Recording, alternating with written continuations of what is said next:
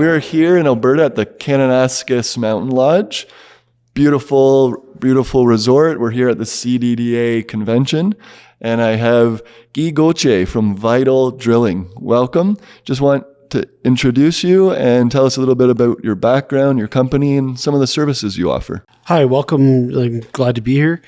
My name is Guy Gauthier. I've been in the industry for the diamond drilling industry for approximately 14 years now. I started in 2010, so I guess 13 years. In and out. Before that, I was in the paramedic program, so I did my preceptorship. And then from there, I got into drilling as a safety officer. So I became a safety advisor, then moved forward into safety coordinator, and moved up to safety manager for Vital Drilling. And that's your current role as safety manager? Safety manager, HR, you know what I mean? Like assist in pretty much wherever needs to be done. So wear multiple hats. One of the themes of CDA convention is safety, of course, health and wellness, and also mental health. As one of our speakers talked about, head up, right? Where it all happens inside of our brains, which sometimes is invisible, right? And unless people have conversations and unless people share, then you don't often know if there's individuals struggling. And so with that focus, we're launching Bring It to the Surface. And with Bring It to the Surface, the whole purpose is for community support and companies to get involved. With Vital Drilling, can you talk to us a little bit about some of the challenges that you observe or see and hear about within the mining world and the unique challenges specifically like for mining? Well, you know what? Like a lot of us were focusing on the individuals at work, like our drillers, our helpers, our supervisors, superintendents, whomever, or even ourselves.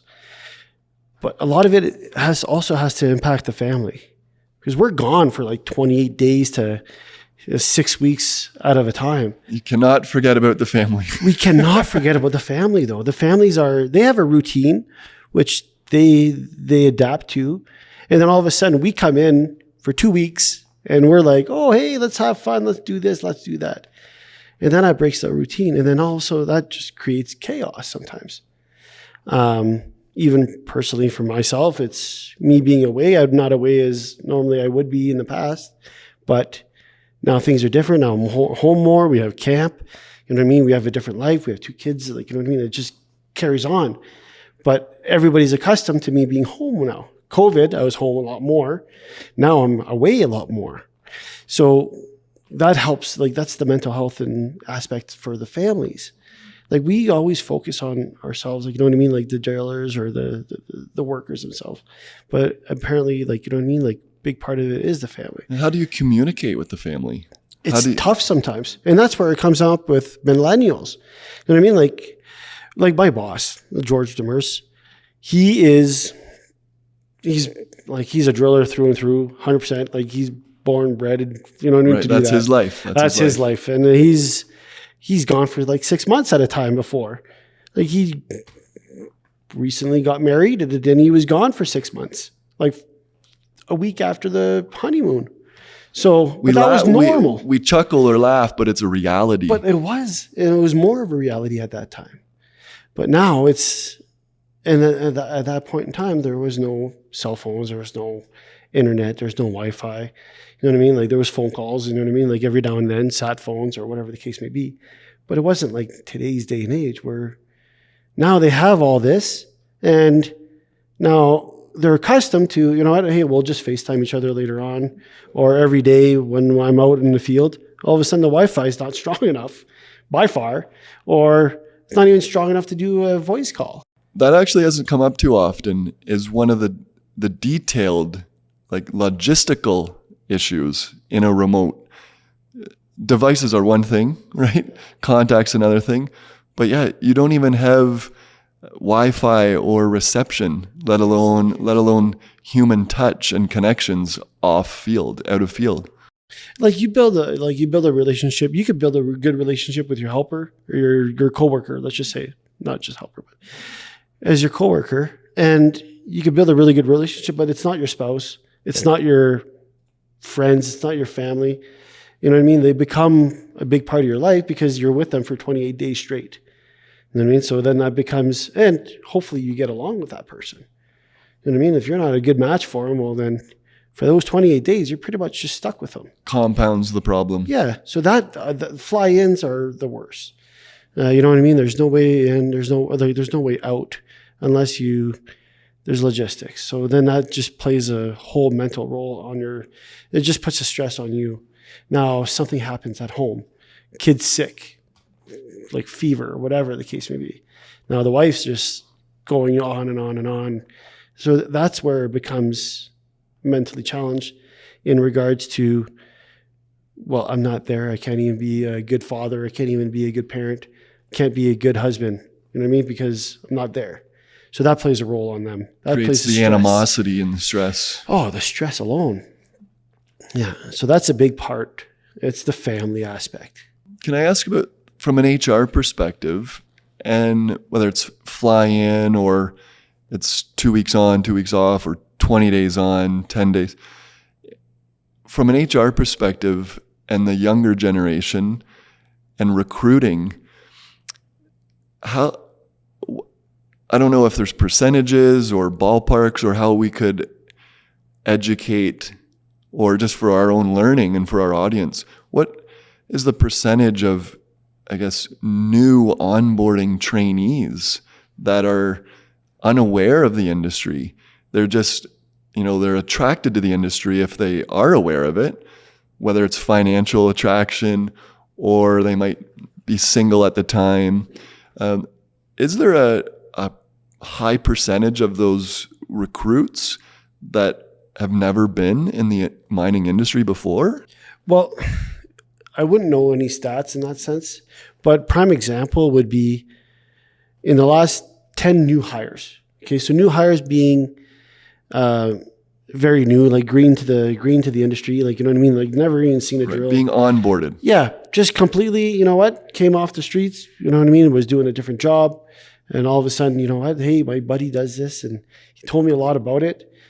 So there's a lot of I give them the reality. I'm like, you're going to wake up with your hands. You're going to be like doing basically your wrists are going to be folded inside. You know what I mean? Like every morning you're going to have to work.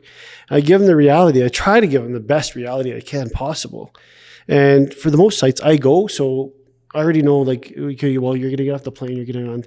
I just give them the biggest information overload probably in their mind to absorb the shock a little bit more gently.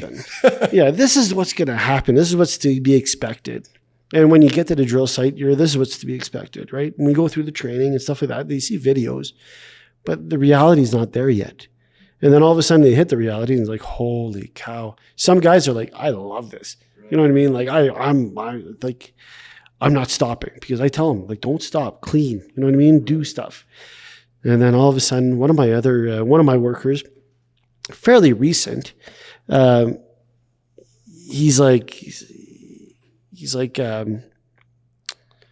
goes to one of my administrators because she knows him pretty good. And he's a very good kid, awesome kid. You know what I mean? Like he's physically fit for the job and he's good for it, right? He's like, I'm like, this is perfect for you. So then all of a sudden he's like, he's like, social media is what's affecting me right now too, in the sense that I see my friends, I see pictures, they're having a fire at camp and it's my aunt's birthday or it's my cousin's birthday or it's such and such, whatever. And all of a sudden he's like, and I'm stuck here, you know what I mean? And the job that I had prior, you know what I mean? It's like, there was the, everybody knew each other and everybody, you know what I mean? Like it was just the brotherhood. And he was new to the drill. So he was like you know what I mean? Like nobody really knew him. He didn't really know anybody. And that was like, you know what I mean? At the first 2 weeks. By the time he came back, he's like, no, the brotherhood's good. He's like, you know what? Like the brotherhood is really good. But he's like, I missed on birthdays. I missed a wedding. And I'm missing on this, that, and the other. How long ago is this? Is this recent? Very recent, like within a month ago. And he's still there? No, he's home now. He's on his right. 2 weeks off. Right. But now, But he's coming back and he's Well, we're getting actually- used to it. we're That's what I probably always say to my daughter, or she says to me, I'm getting used to it, Dad. Whatever it may be, right? he's willing to go for shorter runs anywhere, and he's willing to get me out of a jam.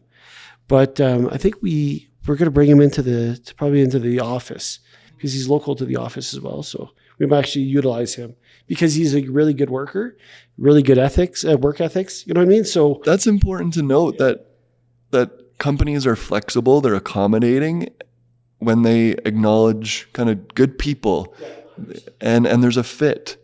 And I want to go back to you mentioned the social media part, because we have been giving tips to stay connected and have a social contact, not necessarily social media and kind of grass is greener, right?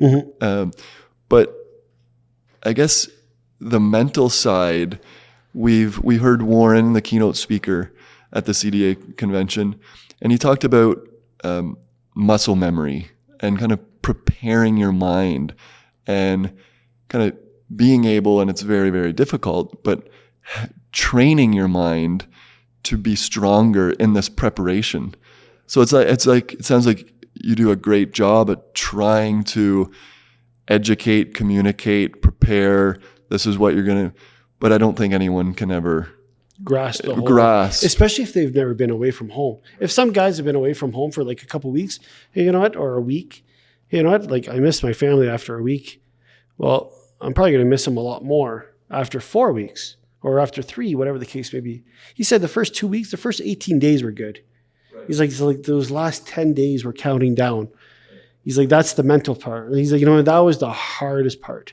And that was just one of his first times being there. That was his first time out. Right. So I wonder if that countdown will continue. So say he's in the field. If he was to go back in the field, it would continue. Yeah, month over month, year over year, would that count down? Because that's probably not good for your mental health if you're counting down. I have 5 more days and then I'm 2 weeks off, right? But it's also a positive thing. Hey, you know what? 3 more days, I get to see my kids. That's right. So that's what I wanted to. It's I guess a pro and a con, but you gotta look at the positive.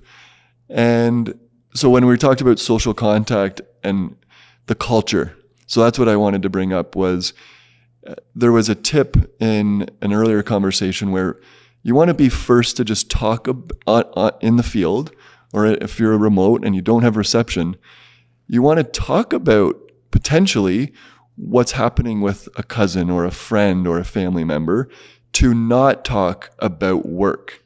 So there was a tip to, when you're on break or when you're at camp, try and avoid talking about work 24 hours a day and talk about, your family life. So that's, I guess, where as soon as you bring that up, you might miss, and I guess, the sensitive side would come out if they do talk about it, but they would start missing their family. But the great thing about it is you're not talking in your group about work, because then you get stressed about work. It's not like, well, to me, when you're out in the field, you're doing your job and it is what it is. Is there a way to help improve culture in the field while you're doing your work? While you're there for 20 days? How can we improve culture, if there is even a culture? Oh, there is a culture, because you have to have some type of culture in the field, because if not, you're just going to go stir crazy, and you know what I mean? All of a sudden you're not going to be coming out of your room and the job doesn't get done, whatever the case may be. But it's providing good food, you know what I mean? Like the best housing you could possibly provide them, and just keep going. It's when you're drilling and everything's good, it's just like, you know what I mean? You're just on auto, like, you know what I mean? You're just doing repetitive work and you see the drill going down, you're making money. You know what I mean? All of a sudden now the water line freezes, you know what I mean? Like all these other aspects of the job could cause, you know what I mean? Like mental health, just because, you know what, let's just say the drill doesn't work for 3 days. For 3 days, you're just sitting in your room doing nothing. Now you're just thinking too much. And you know what I mean? All of a sudden you're just like, because you're enclosed into one space, because there's nothing really else to do. And then that could be, you know what I mean, a big part of it. But the culture aspect, It's the guys, they work together and they, you know what I mean? Like they become they bond. Most helpers want to go back with their drillers. Most drill crews want to have the same supervisor, let's just say. You know what I mean? Because they built consistency and friendship. Yeah. And that helps. Mm-hmm. So if just to loop back around to bring it to the surface and health and wellness overall, what does bring it to the surface mean to you and gathering community support and the fit for vital drilling? Well, it's just to be honest. You know what? Like, drugs nowadays are so easy to come by, and stress, you know what I mean? Like, everywhere has stress. There's stressors in every relationship. There's stressors in every workshop, it doesn't matter where you go, there's stressors. And a lot of people will go to drugs or alcohol. You know what I mean? Like abuse. And then all of a sudden that becomes an addiction. And then that everything just, you can't have one without the other, essentially. Once there's abuse involved. There's the casual, you know what, like, hey, let's go out for a beer, and you know what I mean, maybe 1 or 2 beers, but it's when it becomes an everyday thing, and it's more than just a couple. It's, you know what I mean, like, that's where it's to be honest with the workers. You know what, we're all humans. We do have an EAP program in regards to, you know what I mean, like assisting them in any way. It's for the supervisor to be aware of, you know what, hey, there's certain triggers and certain things that we need to, you know what I mean, this so-and-so is lacking either in production, or he's sleeping in, he's missing toolbox meetings, you know what I mean, he's not motivated to, you know what I mean, he's not interacting with the crew at the dinner time, you know what I mean, like, these are all things that the supervisor need to be aware.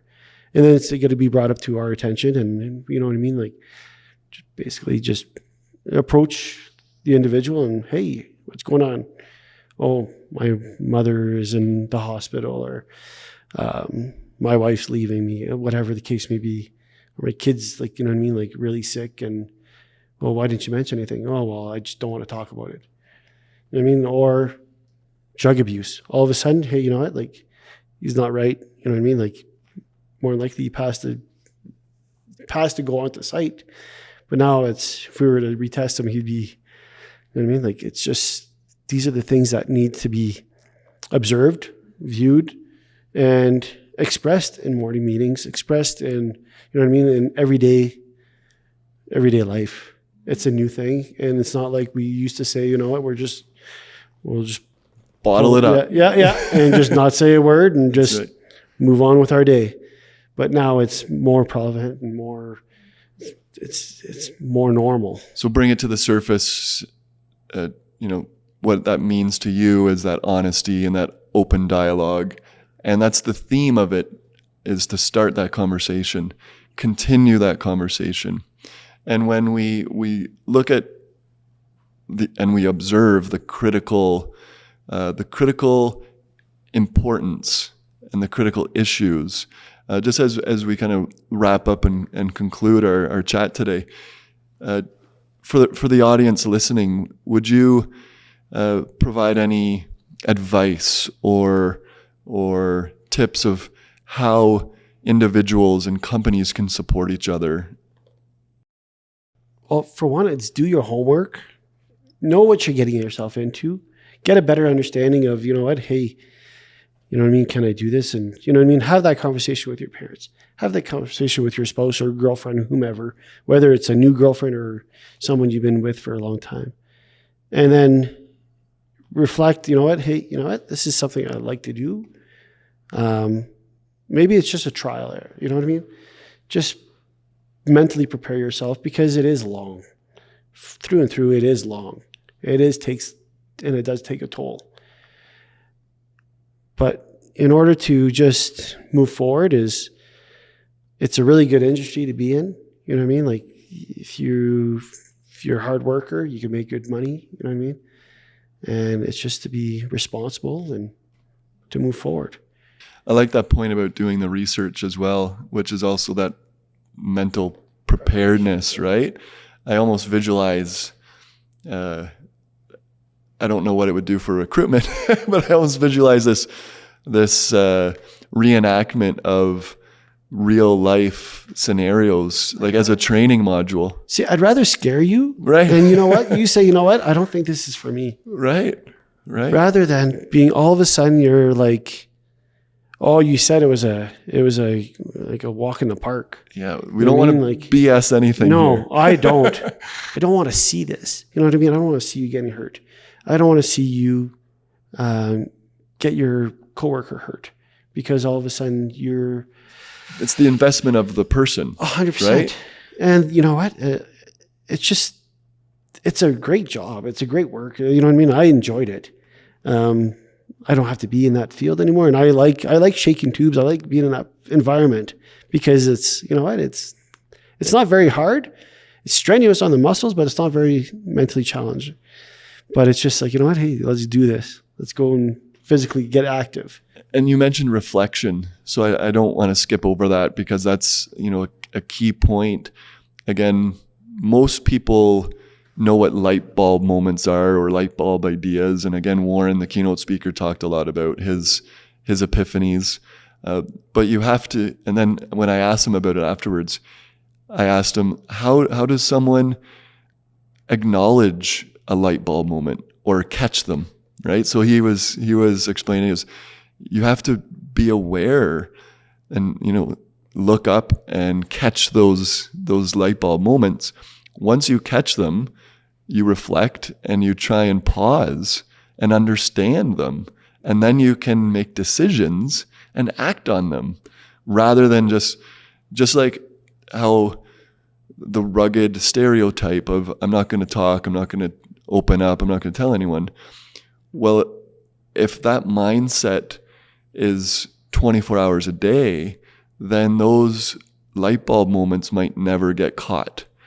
And then so we do need open-mindedness to be able to catch. It's the self-awareness, right, in the mental health world. But there's a positive part of that too, though. If you like, you know what I mean? Like you're saying, like the ones that bottle that up for hours and days and months at a time, you know what? They're going to have that reflection eventually. And once they do, they'll be like, holy cow, you know what? I have to do something about this. Whether it's talk to us, whether it's just, you know what? Hey, I saw on the safety board, there's an EAP. I'll never know. I'll just know that there's an individual in my company that they're charging me for and I'm going to be paying it. That's all it is. And that's the whole point of this, is to create awareness, to make that call, look it up, look at the resources, and utilize it. And utilize it, exactly. Whether you use it once, 10 times. And that's what we want them to encourage. And that's, so as I just want to kind of wrap up and want to thank you so much, Guy, for joining us. Because there's resources, because there's programs, and because companies are advocating to utilize them, I just want to, emphasize that the CDDA, again, has that third-party website for their members to go on and obtain them and use them.